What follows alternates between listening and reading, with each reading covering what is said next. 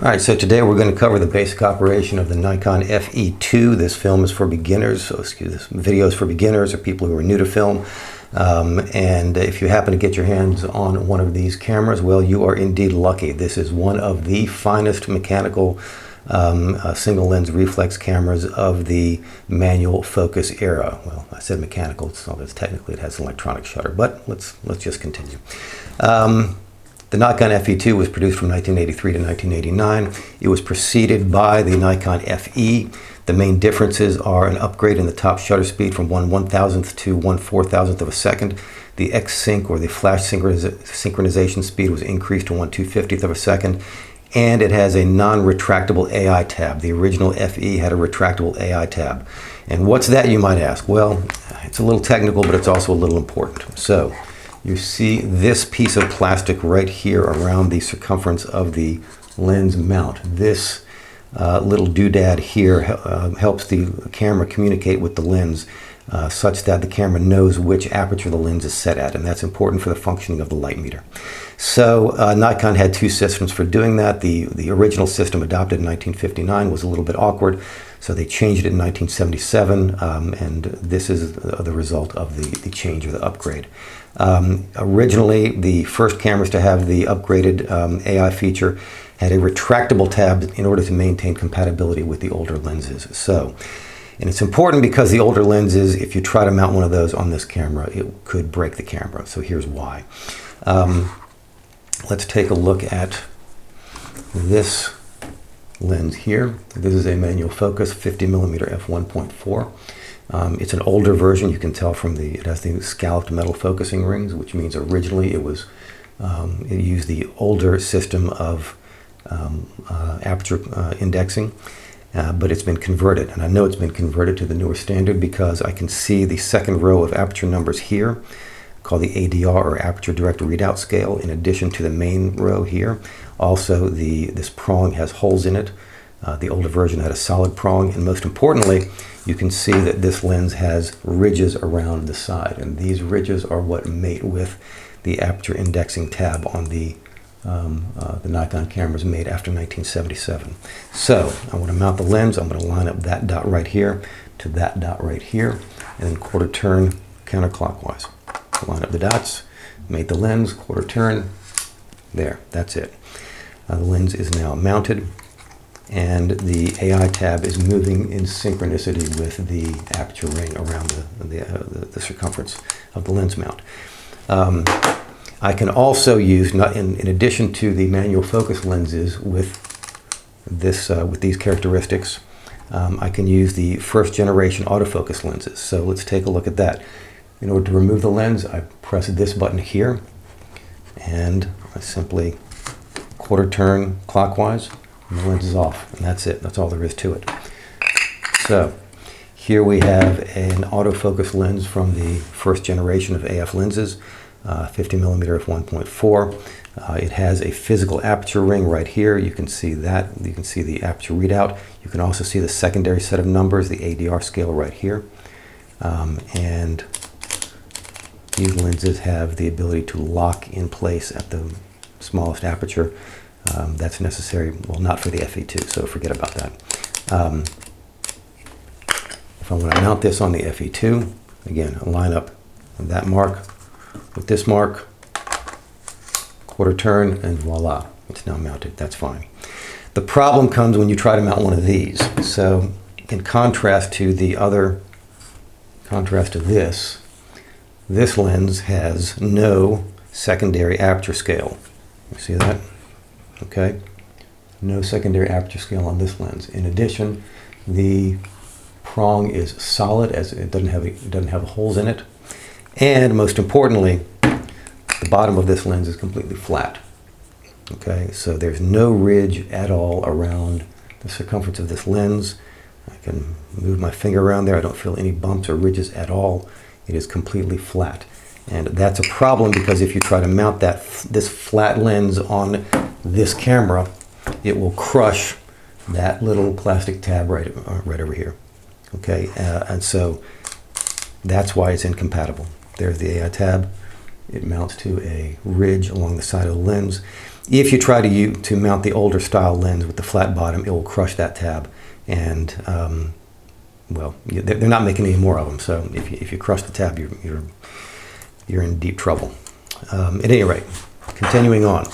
So the FM is completely battery dependent, except for 2 mechanical shutter speeds. If we take a look at the shutter speed dial up top, I can see that it's calibrated from 1/4000th of a second to 8 full seconds. In addition, I've got the green A here for automatic shutter speed.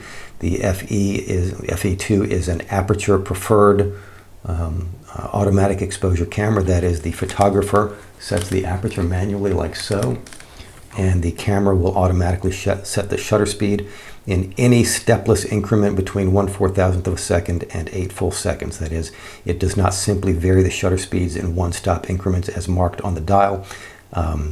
Rather, the shutter speed that you use on automatic or that you get on automatic could be anywhere, any fractional speed within this range. If I want to move it off the A, I need to press this button right here, and otherwise it locks in place. This dial is now locked in place. I can press that button in the middle to release it, and now I can set my shutter speeds manually.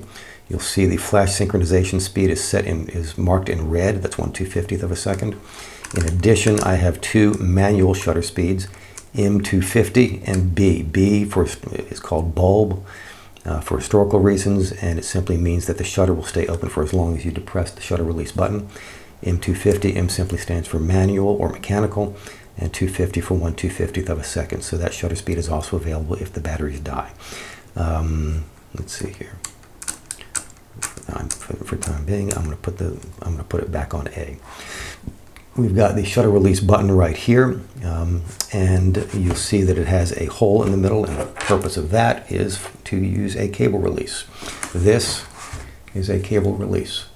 This is what was used for remotely tripping shutter release buttons back in the old days. It is threaded. There's a threading here, and this will thread right into the shutter release button right up here, just like so. Okay, so there we go. And let's see here. Let's put that on 1/1000th. Very good. And voila. Excellent. Okay. In addition, the Nikon FE, in order to fire the shutter, you must deploy the advance lever to the 30-degree standoff position. If the advance lever is stowed, then the shutter will not fire. Also, so cock the shutter, fires, right? Cock the shutter, stow it, nothing, will not fire. I've got to deploy it out to 30 degrees in order to fire. Okay, there. Super duper. See here, the film speed. The film speed has to be set manually on this camera. Some cameras from the 1980s began to adopt the DX coding system, whereby the camera could simply read the film speed automatically. That does not exist on this camera. There's no DX coding on this camera, so you have to set the film speed automatically. Manually rather, and that is done by lifting this dial and moving the, you see that red index mark right there, and I can set it on any shutter speed between, film speed between 3,200 and 12, so that's a pretty nice range. Film speeds of 100 and 400 are marked in red, I'm guessing just because those were popular speeds. Other than that, the red marking has no significance. Along the other side of the film speed dial, you've got the exposure compensation dial, or the exposure compensation function. It's on the same dial. It's interfacing with the same mechanism. So to use exposure compensation, I press this button here, and now I can freely turn this dial plus or minus 2 stops. Personally, I do not use exposure compensation. I prefer to use either the manual settings on the camera or the exposure hold function, which I'll talk about in just a moment. But that's how that is done. Let's see here.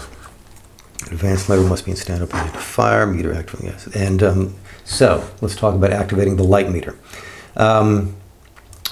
So in order to free up the shutter to fire, the advanced lever must be deployed to the 30-degree position. In addition, you have to do that as a preliminary measure to activate the light meter. In this camera, the light meter is activated by a two-step process. First, pull the advanced lever out to 30 degrees, then slight pressure on the shutter release button will activate the meter. Personally, I don't like that system because what's the difference between slight pressure and enough pressure to activate the shutter? It requires a bit of finesse.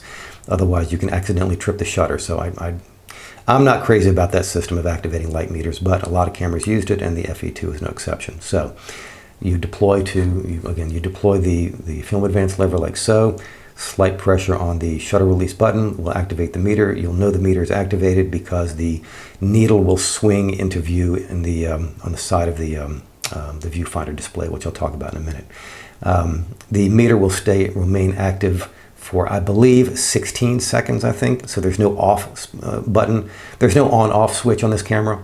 You simply activate the meter. Even if you stow the advanced lever, the meter is still activated for roughly 16 seconds following activation. So that's the only off function. It just has to, the 16 seconds has to run, and then the meter goes off automatically. All right, so let's talk about the viewfinder information. And once again, here are the fine, high-quality graphics that you've become accustomed to on my channel. There you go. Look at that. Can't get no better. So you look inside the camera, and on top you're going to see the aperture direct readout. That is, there's a little window here that will see the second row of aperture numbers. That's why they're there, so they can be reflected into the viewfinder. So up top of the viewfinder, you will see a reflected image of the aperture in use. The focusing aids in the center, you've got a split image rangefinder that's here, surrounded by a microprism field. And then this, you'll see a circle inscribed around the focusing aids. This has nothing to do with focusing. This is delineating the metering pattern. So this has the famous 60% metering pattern, such that within this circle, you've got 60% of the meter sensitivity. The remaining 40% of the meter sensitivity is spread out across the rest of the screen. But this circle contains 60% sensitivity. And I have found, in my opinion, this is the best metering pattern from the manual focus era. That is pre-computer aided exposure. I think this pattern just works beautifully. Off on the right hand side, you have a warning light. It's got a little plus and a minus, and this is in red. And this red light with the plus minus will activate when you activate the exposure compensation function. So if I do this, and I simply engage exposure compensation, so I've set the camera now to overexpose by one stop, I'm going to see a red light off to the side to remind me that I've activated exposure compensation. It won't tell me in which direction or by how much I've activated exposure compensation. It's just a reminder to let me know that exposure compensation has been activated and is off 0. So I'm going to set that back on 0. Okay. To the left-hand side, you've got the readout of all your shutter speeds, and in the FE you have two needles which go up and down. You've got a black needle, a thin black needle, and a thick green translucent needle. The thick green translucent needle, if you're set on automatic, it's going to be over here. It's just going to rest on top of the A, and it's not going to move. The green translucent needle only moves when you move the shutter speed dial. So if I'm on A, then the green translucent needle will be on A to indicate that the camera is on automatic mode.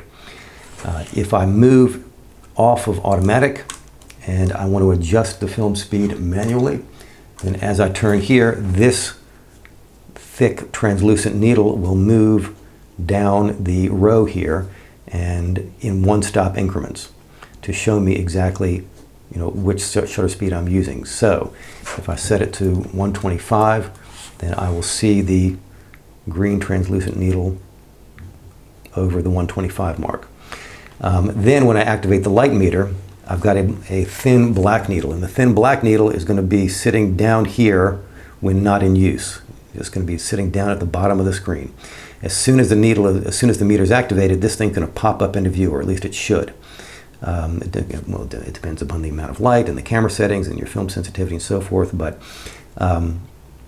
it will pop up to display the shutter speed that the camera is going to select. So if the camera is on automatic, like so, then my green translucent needle is going to be here, and I can pretty much ignore it. It's just telling me that the camera's on automatic. And the thin black needle will move up and down depending upon the light conditions. So let's say I've got the thin black needle and it's showing right here, okay? That means that the camera is going to set a shutter speed somewhere between 1/60th and 1/30th of a second. Again, assuming it's on automatic.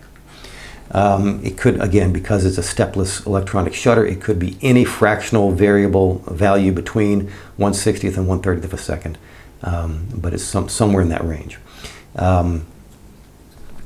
And so the thin black needle will always move in relation to the amount of light and the aperture in order to show you which, on automatic, it'll show you which shutter speed the camera is going to set. If I want to set the exposure manually, and I do this, I'm turning it manually. Again, let's say that I'm setting it at 125. Then let's say I set the camera to 125, and the green translucent needle is going to be over 125. And let's say that I look through my viewfinder and I can see that the thin black needle is over here. Well, that means that in order to get a proper exposure, I need to be somewhere between 1/60th and 1/30th. So I want to adjust my exposure accordingly, either 160, 130. Maybe I'll turn the aperture of the lens just slightly in order to get that needle either over 60 or 30. And I can set my my shutter speed manually, or I can set my exposure manually that way. Okay. Very good. What else we got? Shutter speed dial lock today. Well, okay, covered that. M250 terminates long exposure and releases the mirror. So let's suppose that I've got my camera set on automatic, and for some silly reason, let's see here, where did I put my lens cap? Oh, shoot. Okay. Let's just say that for some silly reason, I accidentally triggered a long exposure, right? So here the camera's not receiving much light. There we go. And now the mirror's up. It's got a long exposure, and I think, oh, shoot, that was a mistake. I shouldn't have done that. Well, how do I terminate the long exposure? There. I can simply rotate this to the M250 position and terminates the long exposure. Likewise, if the battery is going weak and you need to, sometimes the mirror will get stuck in the up position. If that happens, simply turn the camera back to M250 in order to release the mirror, and that will, and then change the batteries. The M250 can get you out of a tough spot there in case the battery's a little weak and the shutter seems to be going a little slow, or the mirror gets stuck up. Just put it at M250, it'll drop the mirror back down. Okay. Alrighty. Match needle manual exposure, we just talked about that. Exposure hold function with self-timer levers. So another great feature of the FE is the exposure hold function right here. So if you want to hold your exposure, you can simply push the self-timer lever like so towards the body of the camera. You will now hold your exposure. The needle will freeze in the viewfinder, and you can keep that exposure until that's released. Okay. It's got a dedicated multiple exposure level right here up top of the camera. If you hold this, you see that? You see how this moves? Here we go. You see that? All right. So if you hold this as you advance the film, then the film will not advance, but the shutter will cock, which allows you to do multiple exposures. And I don't use that function too much, but depending upon your style of photography, you may find that useful. and it also accepts the MD12 motor drive. So you can see on the bottom of the camera, in addition to the battery door, you've got contacts here and here for motor drive. That's a tripod socket. These contacts are for the motor drive, and that motor drive is right here. This is an MD12. One of the big advantages of the MD12 motor drive, which mounts to the camera like so, and it just screws on with you turn these here in order to screw that onto the tripod socket. One of the advantages of the MD12 is that it eliminates the necessity of pulling out the advanced lever to the standoff position. When the motor drive is activated,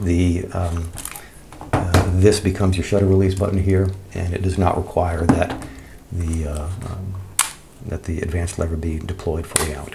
Okay, so I think we've covered the top plate operation. Over here, this is a depth of field preview. If you want to close down your lens, can you see that? Yeah, here we go. Can you see that? The lens is closing down. For depth of field preview right there.